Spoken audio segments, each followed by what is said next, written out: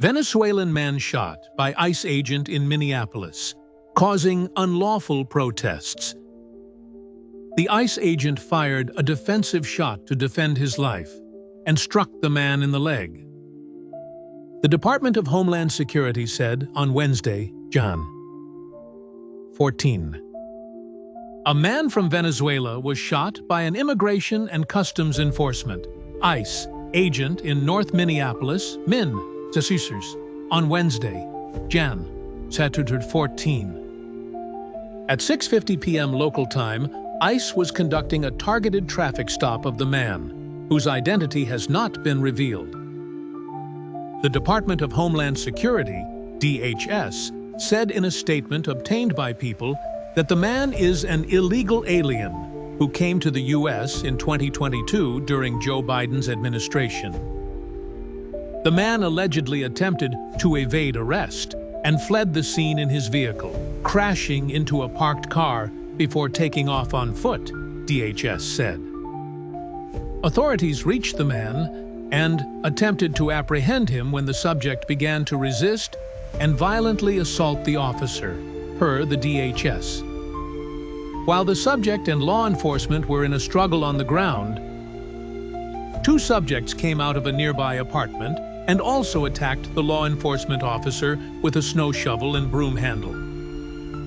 As the two people allegedly attacked and ambushed the officer, the first man got loose and struck the officer with a shovel or broomstick, per the government agency. The DHS said the officer was fearing for his life and safety and then fired a defensive shot to defend his life. The Venezuelan man was struck in the leg. He and the other two people went back into the apartment, where they barricaded themselves, the DHS continued in its statement. Authorities entered the residence, and the man was placed in an ambulance and transported to the hospital. The officer and the man are both in the hospital. An update on their conditions has not been shared. The remaining two people are in custody. After the shooting, the city of Minneapolis issued a statement to X, saying, "We understand there is anger. We ask the public to remain calm." In a follow-up post, the city addressed ICE directly. The city of Minneapolis again demands that ICE leave the city and state immediately. We stand by our immigrant and refugee communities. Know that you have our full support.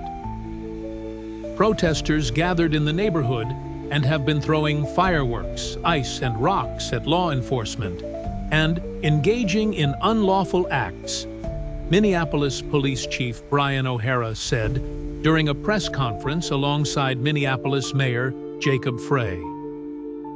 Due to the protests, Minnesota State Patrol, Hennepin County officials, and Minnesota Bureau of Criminal Apprehension have responded to the scene, and gas has been deployed, O'Hara said. Police are attempting to disperse this unlawful assembly at this time, O'Hara said. I urge anyone that is at the scene to leave immediately. This is already a very tense situation. We do not need this to escalate any further. Frey also urged protesters to conduct peaceful protests. For anyone that is taking the bait tonight, stop, that is not helpful. Go home. We cannot counter Donald Trump's chaos with our own brand of chaos. And I have seen thousands of people throughout our city peacefully protesting. For those that have peacefully protested, I applaud you, Frey continued. For those that are taking the bait, you are not helping, and you are not helping the undocumented immigrants in our city. You are not helping the people that call this place home. The mayor also said Minneapolis is in an impossible situation. We are trying to find a way forward to keep people safe, to protect our neighbors, to maintain order.